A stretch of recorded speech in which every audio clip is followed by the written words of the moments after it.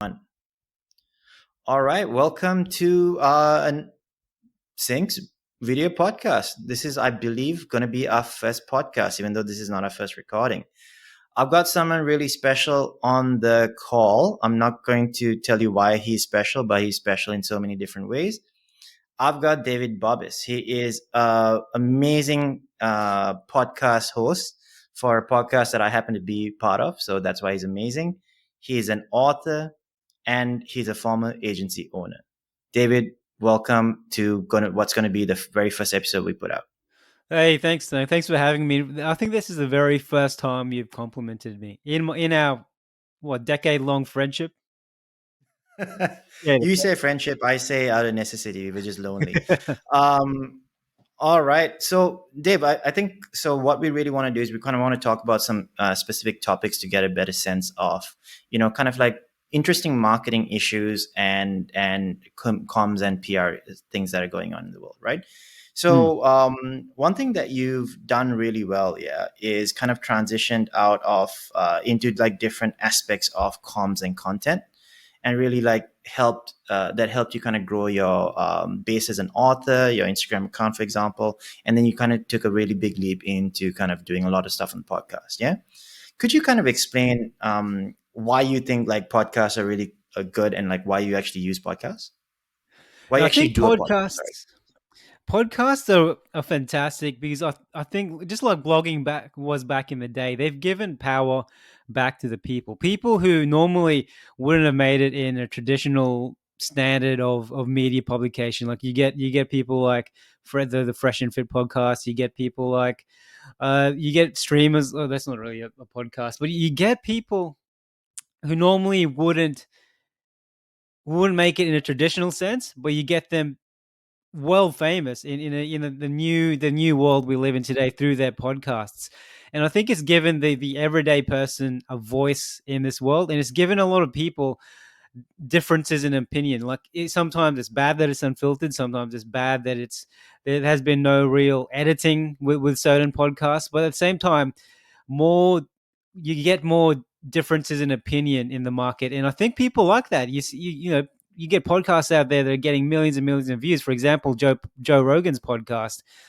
Um, that's not. I don't think now that he's with Spotify, I can correct me if I'm wrong, Terng. No one really is editing that on behalf of him, right? It's just all his company that goes through it. There's Yeah, no yeah, real boss that kind of says no, you can't say that. It's all freedom of speech, yeah, and people are lapping it up for the better or yeah. for better or for worse.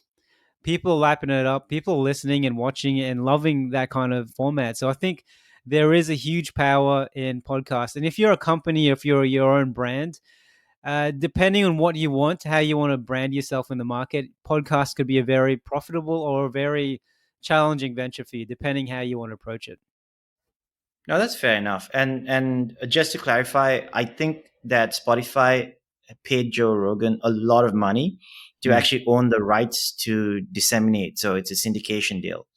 They don't actually own his podcast, but he can't put most of his podcasts on other platforms. That's the only deal that they had with him. So they don't really have control over that, which is really interesting. I think that's quite cool. One thing you touched on, right, and maybe we can go into that a little bit deeper. But could you give me like two or three podcasts that you listen to that you think are really cool? Yeah, so the first podcast I think is probably one of the greatest podcasts I've ever seen or watched or listened to in my life, and that's Business Over Drinks. Simply because of me. I think it is. It is. It is. The other guy, fuck that guy. But me, really good, really good. No, but seriously, it's really real subtle plug there. Business of Drinks, great podcast. I think we've made great strides, and maybe we'll talk about this later. We can give some tips on how we've gotten to where we are. I mean, we have many steps to go still, but it's. I think I'm really loving the podcast. Subtle plug there. Other podcasts, I used to listen to podcasts much more back in the day when I'd be driving a lot. Now I rarely drive, so I don't listen to them that much anymore. But the two podcasts that come into my mind right away would be the Tim Ferriss podcast. I Yep. really enjoyed his interviews back in the day. Nowadays, I can't really relate to his newer guests and the kind of subjects he goes into. But back in the day, I loved his information. And another one was the Millionaire, and I forgot the title. I think it's Millionaire Investors Podcast. I loved it when the two main hosts still hosted it. Nowadays, I think they've kind of branched out and they've hired other people to host certain episodes, and they've really gone into the crypto space. But I love them back in the day when they do book reviews, when they talk about value investing and so forth. All So right, now maybe that's really interesting. Yeah. yeah, maybe it's not that useful for anyone listening now, but the Tim Ferriss podcast still gets a pretty good listenership, really good listenership. I think it could be still relevant for a lot of your listeners too, Tone. Hmm. Oh, that's fair enough, man. So I kind of want to touch on the other things that you've been doing as well, right? Because you're still an author, you still write books, and you still like you recently released a book of your illustrations as well. So you're kind of like stepping into different areas under that branch, right? So it's very creative in that aspect. Could you just kind of like run through some of the things that you've done to like market your books? Because it's all independent releases, yeah.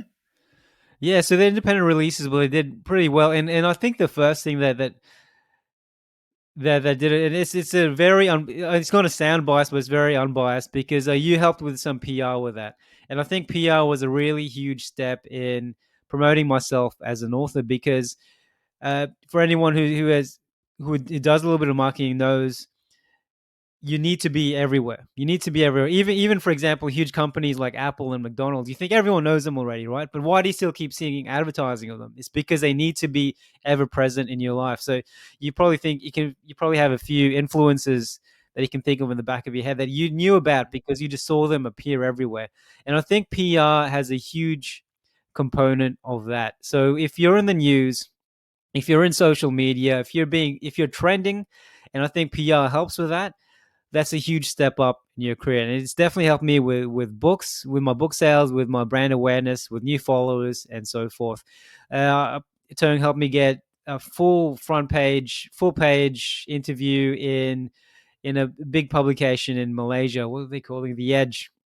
And Oh, that was in Singapore. Yeah, that in was in Singapore, Singapore. sorry, in Yeah. Singapore and other countries as well. That was just one example. Sorry, because there are so many references, and that was essentially non unpaid for ad. You couldn't get that kind of publicity without PR. So that was definitely a useful thing. Other things that really helped me get around the place was is just networking really helps as well. Uh, they say fortune favors the brave. So if you're present more often, you'll just get more luck, right? So that definitely helped. And social media is definitely a huge key for my success, to my level of success anyway, as an author. Awesome. So we'll tag your social media accounts into everything, so people can kind of see your author account and some of the books and some of the creative stuff that you've done. Just to kind of like touch on what Dave was sharing. First of all, thanks, Dave. I appreciate the plug for us.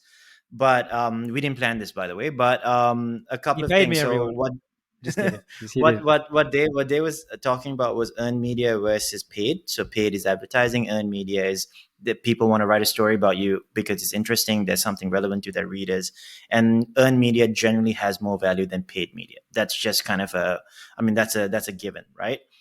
Um, the other thing that I think was really interesting is for Dave, and he touched on it, I think pretty well, is we wanted to really help him build his brand as an author.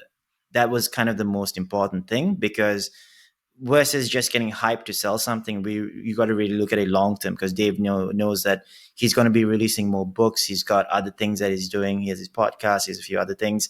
So building that brand really kind of helps you grow and scale up everything, and in a more sustainable, in a more long term manner as well, right? I mean, you touched on it, right? So social media was kind of like a big thing for you. Can you give us, so you've got over 10,000 followers, right? So these are all like, Yeah. majority of this is organic growth and the things that you've done. Yeah. Can you give us kind of like three tips on how you grew your Instagram account to like well over 10K followers? So the first thing obviously is PR, and I just wanted to add to that. So Turng, if you think, okay, I'm a company person, I'm not really an author, and I want PR in my life. So Turng and his team kind of figured out a formula to do this no matter your size of business, all right? So I think I'm one of his smallest clients. He does this mainly for business people, entrepreneurs, and so forth. So it's very replicable. Whatever he's doing in the back end is doing good. So PR definitely help me grow my following. I mean, I'm not a million follower account, but it's still uh, I'm still reaping some rewards with over 12,000 followers. To some people that may be small, but to me that's still a pretty big win, especially in today's day and age with Instagram. It's you can pretty much say it's easier to get more followers in TikTok and maybe YouTube Shorts nowadays. But so how did I get some success with Instagram? I treated it like people say that having a social media page, it's like back in the day, all you need to do is build an app and you'll become rich and successful. They say all you need to do is have a social media page and that's it. Set and forget, you'll be good. No, you need to treat social media pretty much like like an individual small business, right? You need to put in the hours, the grunt work. You need to go whenever you meet people. You got to tell them about your Instagram account or your social media account, TikTok, or whatever it is.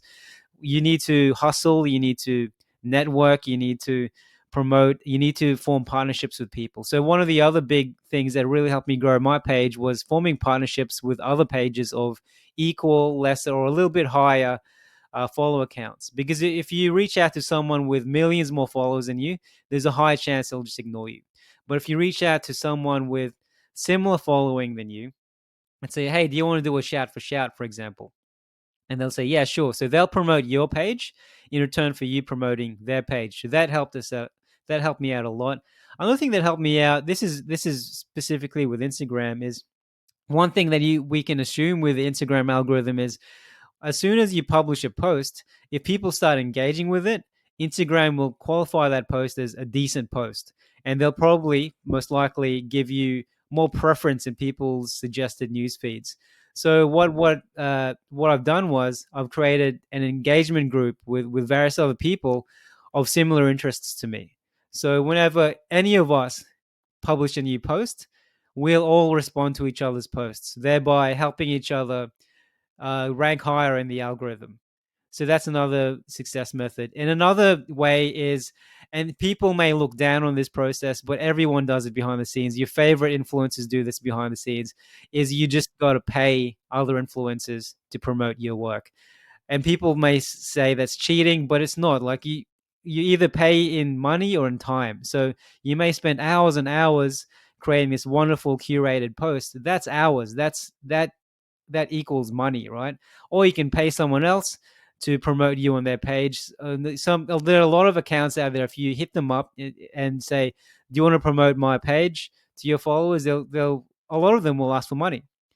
And I recommend just testing it out, see how it works. And the bigger pages out there pay multiple influencers to promote the content. And if you're a brand, this is particularly useful. If you do a strategy where you hit up multiple influencers at once and ask them in a very strategic and coordinated way to promote your content at similar times. That way, you're on everyone's news feeds, not nude feeds, news feeds, and then more people will be able to find out about what you are and who you are and what you do. Yeah, no, Dave's absolutely right. I think I've seen that work. Every time you see a post that says follow this account for like more great content, that usually is a promoted post because they're pushing other people's content on their platform. So, Dave, I mean, we're cognizant of time, so I know I've got one last question, and then I'm going to let you go. So you used to be a former agency owner. I know that you've kind of stepped away from that now, but could you like tell me, based on your experience, right, what do most brands like not understand about SEO, especially coming from that background? Yeah, I think a lot of marketing managers or social media people or marketing people assume that SEO is a very antiquated form of marketing and they're just chasing the latest buzzwords. But SEO, even a traditional sense of using keywords, not keyword stuffing, but using content with targeted keywords in them, works amazingly well. So with a few clients I do work with, I don't really take in any more clients, but especially local business, if you're a local business and you have the right SEO person helping you out, I think Terng offers similar services.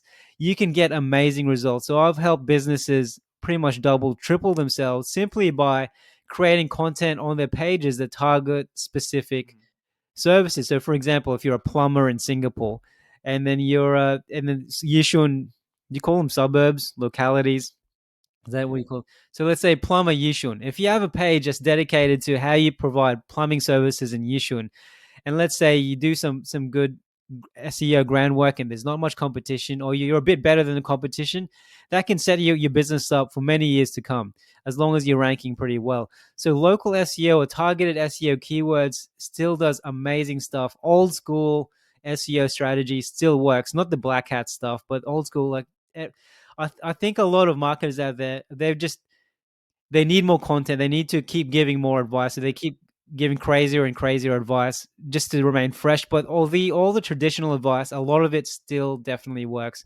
And even with new platforms like TikTok and even YouTube, SEO is powerful, because if you don't know yet, TikTok increased the word count in their descriptions. So in the captions, whenever you post a video, so now you can have, I forgot, like 5,000 characters now, a whole lot of characters in there. If you get your SEO right, you can transform your business through a well written TikTok post or even a YouTube video. So it's still very relevant today. So I guess, to come back to your question, what are brands getting wrong today? They're completely forgetting about SEO and thinking Yep. TikTok is a new buzz thing, but you need SEO all the time. It still works today. I've seen it create generate amazing revenue for businesses, especially local businesses and startup businesses. It's still really much work. So I definitely recommend. I'm not getting paid for this, but I definitely recommend hitting Tone Up, because they know what they're doing. Yep. Hey, thanks, Dave. I mean, we're working with great brands like Secret Lab and then a few other smaller businesses as well, to kind of help them with mostly SEO content. So we kind of just help them understand the landscape and then how it works. I wasn't trying to plug the business, but yeah, that's what we do as well on the content marketing side. Um, anyway, thanks, Dave. That was really interesting. I think your insights coming from, like, you have so many different interests as well as perspectives because you come from different areas, is very, very relevant in the marketing space. So just so that we'll end this on the right note, man, I'm going to make sure that everybody sees your social media handles. We'll tag you in all the posts, and we'll put Business Over Drinks everywhere because I have a vested interest in it, Yeah, and we'll put everything up there. yeah, yeah. All right. Thanks, everybody. Cool. Thanks, man. Yeah, I just like to do a plug for Business Over Drinks. Just that podcast. You'll find out everything about my work, Tong's work, and what Sync does, but especially my work. Check out my work. Give me money. Businessoverdrinks.com.